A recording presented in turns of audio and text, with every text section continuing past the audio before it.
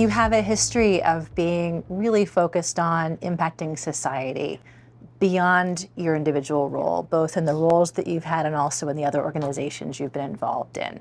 Tell me a little bit about what that looks like now that you're in a board. Yeah. You're not doing that through your my day job. Yeah. It was through the day-to-day that I started to understand, particularly when we see the role of technology. I started to understand that that leadership in the new era was not going to be just really cool software that we would build, or products or gizmos or different things that we could introduce into the market.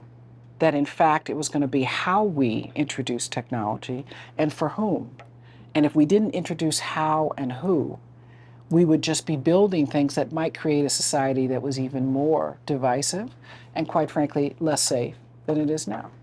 Digital leadership is about understanding this intersection, what I call civic tech, that technology has a social impact and a social responsibility. Now, not doing that on a day-to-day with Microsoft, you can say, well, what does that look like on my 8 boards? Well, in many ways, it shows up in each one of them.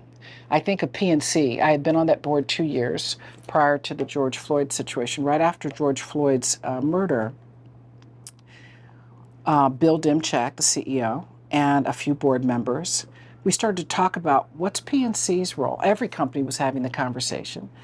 What's the board role to understand how to navigate in new waters where a bank that had been measured on, these types of regulatory outcomes and financial outcomes is now trying to understand where does it fall, and everybody was making commitments of money and time, and we were trying to figure out how do we responsibly do this.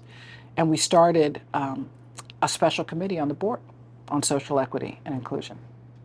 We went through the data about how people get out of the banking system, and maybe they have a charge off and they never come back. Well, for people of color, they never came back at many higher rates than every other population.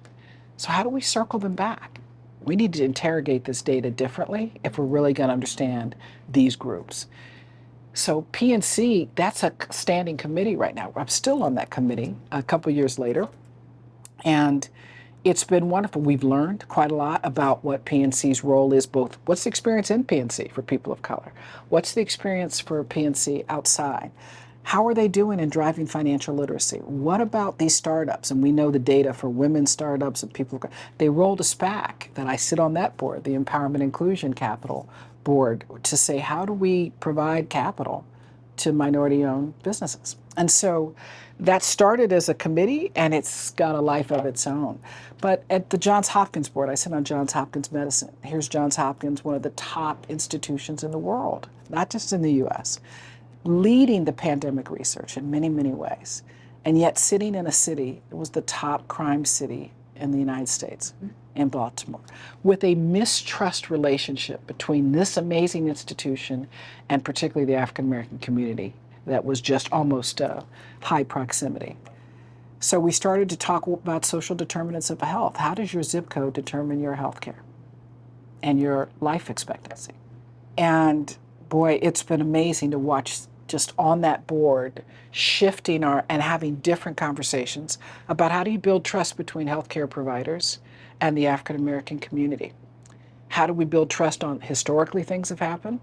And so in every board, I feel like whether it's the environment, women, people of color, financial literacy, inclusion, healthcare, social determinants of health, I'm asking different questions, and I know that my presence there is not only a representative, colorful moment for the board, more than that, it's a different perspective that I'm bringing, and I take it very seriously. I hold myself accountable to it. I assess myself every quarter on how I'm doing. I get some feedback from an inner circle, and I ask the board, hey, how hard am I pushing? I ask for feedback. Too hard? Am I translating? Am I bridging? So I think we've got to be serious about social impact. It can't just be a buzzword, and we hold ourselves accountable.